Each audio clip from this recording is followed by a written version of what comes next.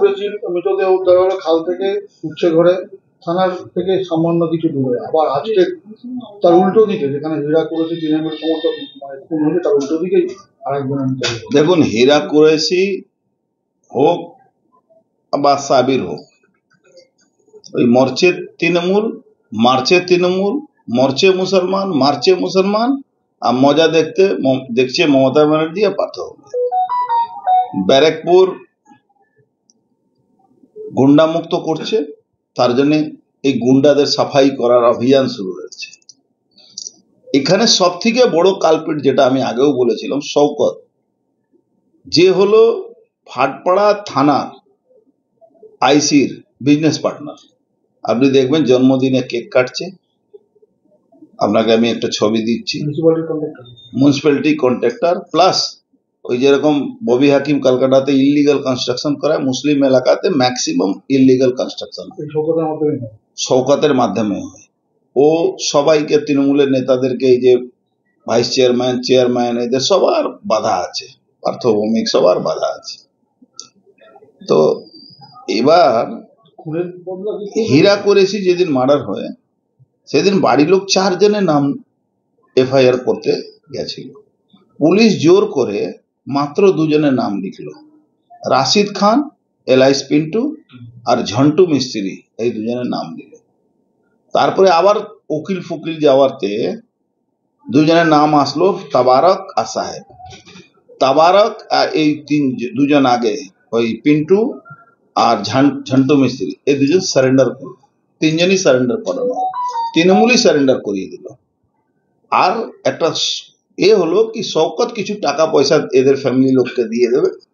শওকতই murder হয়েছে। হীরা কুরেশি বাড়ির লোককে নাকি চাকরি দেবে মিউনিসিপ্যালিটিতে, ও সবসময় ঢপ মারে। ওই এর আগেও একটা ঝামেলাতে 2টো মুসলমান মারা গেছিল, তাদেরকেও আর্য সমাজ বলেছিল চাকরি দিয়ে দেবো, নিয়ে গেছিল ফায়ার ব্রিগেডে, কন্ট্রাকচুয়াল জব দেবে, পয়সা দিয়ে দেবো, তারপরে সব তাড়িয়ে দিয়েছিল। এরা মমতা ব্যানার্জির মতন স্টাইল আছে, সব জায়গায় সবাইকে চাকরি দিয়ে দেবো, এই করে দেবো। যেরকম বকটুইতে হয়েছিল, সবাইকে পয়সা, মিড ডে মিলে টাকা দিয়ে ওদেরকে পয়সা দিয়েছিল।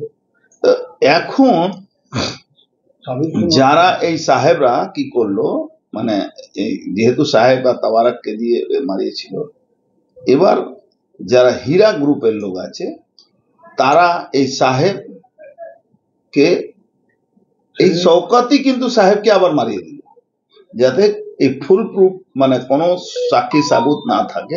সাহেব হয়তো ব্ল্যাকমেলিং করছিল ওকে, বা টাকা পয়সা চাইছিল, কি তুমি না বললে আমি বলে দেবো, আমি মিডিয়া করে দেবো, এইসব হচ্ছিল। সাক্ষী লোপাট করা যায় না, আবার সাহেবকে মারিয়ে দিল। এই হয়েছে ঘটনা। জানতে পারো না সামনে পুলিশ কি করবে? পুলিশ কিছু করার না। যে একটা ইন্সপেক্টর যদি এই শওকতের, তৃণমূলের একজন ইললিগাল কনস্ট্রাকশন করা, 2 নম্বরই করা, লোকের জোর করে বাড়ি দখল করা, এই যে হীরা কুরেশি মার্ডারটা হলো, একটা দোকান ছিল, দোকানও ছাড়ছিল না, তার জন্য ওকে মারিয়ে দেওয়া। তো এটাই পুরোপুরি ইললিগাল কনস্ট্রাকশন এখন ভরে গেছে। মানিকপীর, নয়া বাজার, শুধু ইললিগাল কনস্ট্রাকশন, কোনো কারো পারমিশন নেই, কারো কোনো প্ল্যান স্যাংশন নেই, সবটাই ইললিগাল কনস্ট্রাকশন। এইটা খেলা চলছে, তৃণমূলকে মারছে, মুসলমানকে মারছে, এইসব হচ্ছে। আপনি একজন ইন্সপেক্টরের কথা বলছেন, ইন্সপেক্টরটা কে? এই ভাটপাড়া থানা ইন্সপেক্টর।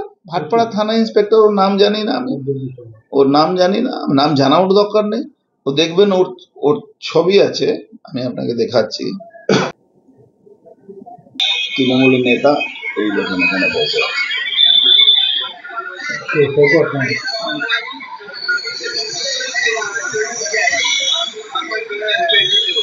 তৃণমূলের নেতাদের সঙ্গে সাবিরের ফটো দেখেছেন? এটা হলো সাবিরের ছবি, ঠিক আছে?